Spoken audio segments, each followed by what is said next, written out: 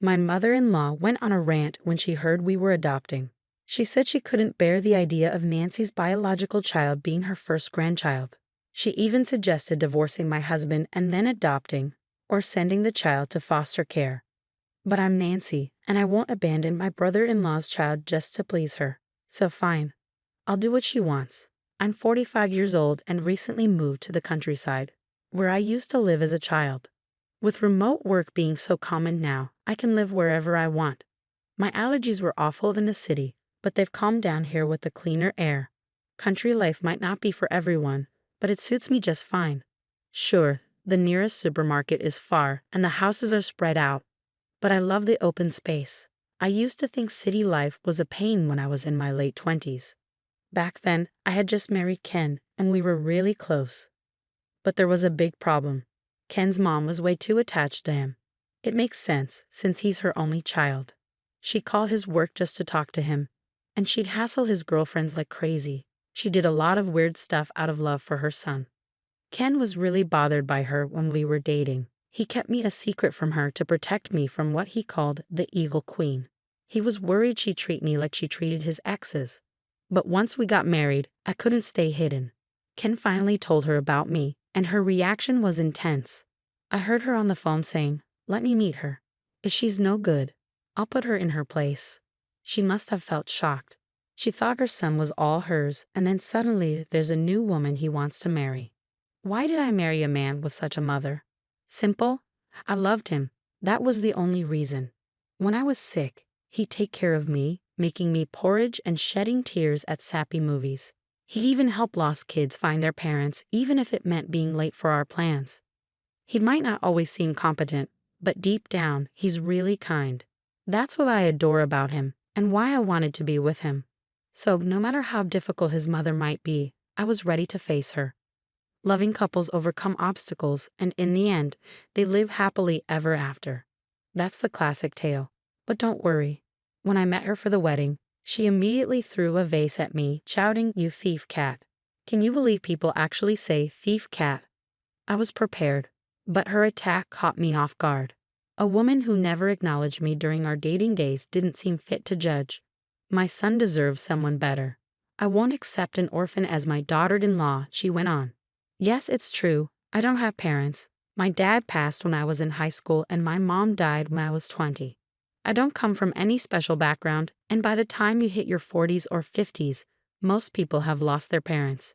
Using that as a reason to disapprove of our marriage was just wrong. Luckily, my father-in-law stood up to her. You can't judge someone's character just based on their past. It's rude. Ken is old enough to make his own decisions. Just let him marry, he argued. But my mother-in-law isn't one to easily listen to her husband. In the end, she never officially accepted our marriage, so we secretly tied the knot on her father-in-law's advice. Even if we waited forever, she'd never give her blessing. I wanted to be with my husband in this life and the next. But that didn't mean I'd give up on our marriage in this life. I was ready to live as a married couple without ever telling my mother-in-law. A few months after we got married, we unexpectedly ran into her while shopping. Both of us proudly wore our engagement and wedding rings on our left hands. We were completely wrapped up in our newly bliss, happily strolling hand in hand while shopping, much to my mother-in-law's annoyance. She instantly caught sight of our rings and erupted into a tirade right there in the middle of the supermarket, oblivious to the curious glances from other shoppers.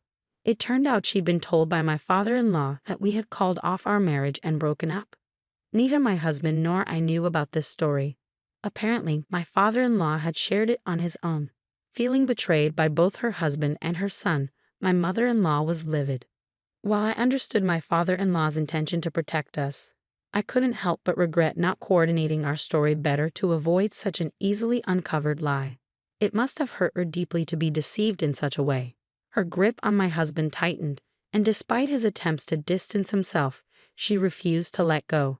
She began showing up at our doorstep daily, and eventually she moved in without so much as returning to her own home. Why did we allow her entry, you wonder? Well, each day she'd ring the doorbell, shouting through the thin walls, "Let me in. Are you planning to leave me out in the cold?"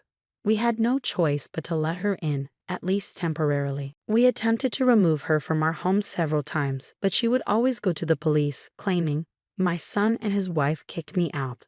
Feeling sympathetic toward the authorities, I decided to handle this family matter privately, although I had no clue how to deal with it. Despite numerous arguments and my husband's repeated demands for her to leave, she stubbornly refused. In fact, she seemed to relish the idea of being disliked. If she could wear us down and make us give up, it would be a victory for her, so she put all her energy into it. Her harassment toward me escalated. She would throw away my things without asking and ruin my cooking by pouring vinegar into it, making it inedible. These were just the beginning. What shocked me most was the garbage she left out. I discovered bags marked with "stupid" at the collection site. When I turned them around, I found "Nancy Thief Cat" written on the other side, forcing me to flip them again. At first, my father-in-law would visit daily, hoping to take her home, but eventually he stopped coming. My husband, too, became too busy and exhausted from arguing with his mother. Instead of insisting she leave, he started ignoring her. He even told me, "Don't bother cooking for my mom. Pretend she's not here." It was disheartening to see my kind husband pushed to this point, a testament to my mother-in-law's tenacity. Initially hurt by her son's neglect, she seemed determined to drive us apart. She shamelessly continued living in our home. Then one day we received devastating news. My brother and his wife had tragically died in a car accident while out with their family. Losing my supportive brother and kind sister-in-law was incredibly painful. But I couldn't afford to just wallow in grief. They left behind a 5-year-old son, Kyle. At the funeral and wake, relatives were passing around responsibility, asking, "Who will take care of him?" Nancy would be the best option. But what if Nancy refuses? Despite feeling somewhat distant from these relatives, their callousness was unsettling. I had always cherished Kyle as my first nephew and felt a strong bond with him, wanting to care for him if possible. But I worried about the impact on him of losing his parents and then being taken in by his aunt and uncle. Most importantly, I feared my husband's reaction.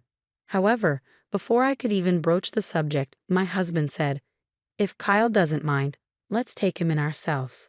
Kyle expressed his desire to live with us, so I decided to formally adopt him as my son. What about this child? On the day I brought Kyle home, my mother-in-law stared at him expressionlessly. My husband stayed silent, so I spoke up. "He's my nephew. We're going to raise him as our son." With the knowledge of my brother and his wife's passing, my mother-in-law seemed to grasp the situation from just that one sentence. "You're bringing in that child?" she questioned. "Yes, we're moving forward with the adoption process." Adoption, can you believe it? That child is Nancy's blood relative. I can't bear the thought of such a child becoming my first grandchild. Get a divorce and then adopt him, or better yet, send him to a foster home. Suddenly, my mother-in-law erupted in anger, leaving poor Kyle bewildered by her outburst. "Why do we need your approval to care for this child? Please don't meddle in our marriage." "Absolutely not. That child will become my first grandchild, right? A child who doesn't share a drop of Ken's blood. I will never accept that," she declared, hurling the remote control at us. In an instant, my husband rushed to shield Kyle from the impact. "Kyle will simply be our adopted son, and nothing changes between him and you," I reassured her, but it felt like speaking to someone who refused to listen. "She's not against Kyle being adopted. She just can't stand the fact that we're still married," my husband muttered, his tone filled with frustration. "Well, if that's what she wants," my husband and I nearly said simultaneously that day, understanding that staying in that house wouldn't be good for Kyle. We decided to leave and move to a hotel. It's frustrating to have to leave our own home, but it's for Kyle's well-being. We see it as a temporary inconvenience until we can finally find a way to remove my mother-in-law from our lives for good. A week later, my husband and I finally returned home. It seemed even my stubborn mother-in-law was concerned, as we hadn't been back for a while. There was a moment of relief on her face when she saw us, followed by a smile. It seemed she was pleased that Kyle wasn't with us. "You've given up on the adoption," she said cheerfully. Neither my husband nor I replied as we quietly made our way to the living room. "You two went ahead with a marriage against my wishes, and now an adoption. That's just absurd. But at least you've come to your senses," she muttered to herself. My husband sat silently, taking several pamphlets out of his bag and laying them out in front of her. Choose any place you like, he said.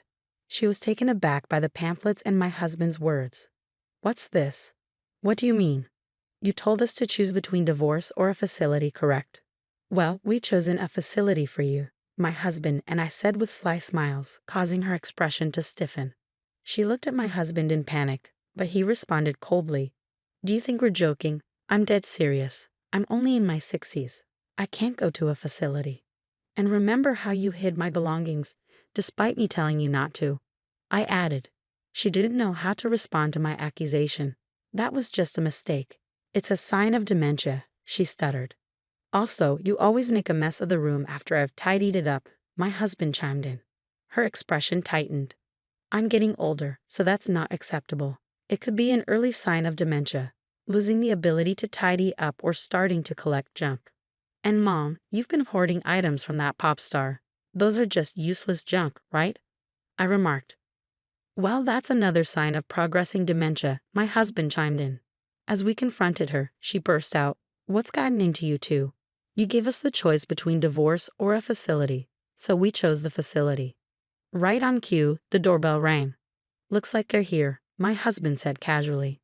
I nodded and hurried to the door, where my father-in-law stood waiting. Sorry for the delay, he apologized. Observing the scene, my mother-in-law looked bewildered and asked, Why is he here? With a mischievous grin, my husband quipped, Since it was either divorce or a facility, let's go with divorce. Caught off guard by my father-in-law's sudden mention of divorce, she was left speechless. Nobody specified whose divorce or whose stay in the facility. We decided it's your divorce and your move to the facility. Why do I always end up being the scapegoat? She muttered as my father-in-law began to argue, insisting that she wasn't at fault. My dear, it seems you've abandoned everything, including our home, and caused nothing but trouble for our son, my father-in-law scolded. I've repeatedly told you to come back home, stop bothering our son, and take care of the house. What are you saying, acting like some old-fashioned dictator? Take care of the house yourself, she snapped. Of course I am, but you've taken on too much, like all that community work, right? Your absence has left the house empty, and now I'm left handling everything. Naturally, I have complaints, my father-in-law fired back. Yes, my mother-in-law, who once relished being a stay-at-home mom, seemed to have overloaded herself with community responsibilities, like paperwork and event planning. Since she started neglecting her duties at home, I chimed in. Not wanting to burden the community association, my father-in-law has been struggling to juggle both his job and the tasks she left unfinished. He stopped fetching her because he got too wrapped up in community affairs, my husband explained. I'm exhausted by all this. It's becoming overwhelming. You need to choose between divorce or going to a facility, I asserted. This can't be right. I'm not the one at fault here. I won't go to a facility, and I don't want a divorce. It feels like everything might fall apart just by being around you, she protested. Seeing my father-in-law's exhaustion, my mother-in-law seemed to realize that it was all coming to an end and simply hung her head. You've been plotting to divorce us, but you should cherish your husband. He's a human being too, and he might just divorce you. Oh wait, he is divorcing you. I chuckled. This must have irritated her, but she remained silent. Perhaps she no longer had the energy to argue. And so my in-laws divorced, and Kyle officially became our son. As we proceeded with the divorce process, my mother-in-law returned to her marital home. Meanwhile, my husband and I moved secretly with the assistance of my father-in-law. As of now, she hasn't been able to locate us. With limited finances and little knowledge of the internet, it's doubtful that my mother-in-law could track us down out of state. However, since the property originally belonged to my father-in-law's family, she was swiftly evicted and divorced. Apparently, during the chaos of the divorce, she had pleaded with my father-in-law not to divorce her, even begging on her knees, claiming she didn't want to divorce at her age. As a homemaker, she had no savings. She attempted to claim a portion of the assets, but since there wasn't much to begin with, she has been struggling to make ends meet on her own. Despite needing assistance, both my father-in-law and husband have distanced themselves from her. She attempted to rely on a distant cousin she hadn't been in touch with for years, only to be turned down with the explanation, "We can't afford to support another adult. You need to fend for yourself." She should seek employment instead of relying on others, but she has yet to do so. However, I'll keep that observation to myself. In the meantime, my husband and I have welcomed a daughter, Camila, into our family, and Kyle is thriving in his new home with us. Camila grew up believing Kyle was her biological brother until she reached junior high school. Although we've since revealed the truth to her, their bond remains unshaken. Kyle plays various roles in Camila's life. Sometimes a brother, sometimes a parental figure, always watching out for her. When a neighborhood boy bullied Camila in elementary school, it was Kyle who rushed to her aid first, not us. If Camila ever decides to marry, I'm sure Kyle will be even more discerning of her potential suitors than my husband. Kyle, who initially struggled to express affection, now affectionately calls me mom and has grown particularly close to my husband, spending weekends fishing together. Honestly, I can't help but feel a twinge of envy at their bond. Kyle is the cherished child left behind by my dear brother and his wife, and I'm committed to nurturing him as my own for the rest of my days. Now, let's take a look at what the boys have caught and whip up a delicious dinner with my daughter. I'll put my homemaking skills to the test and impress everyone. Just kidding.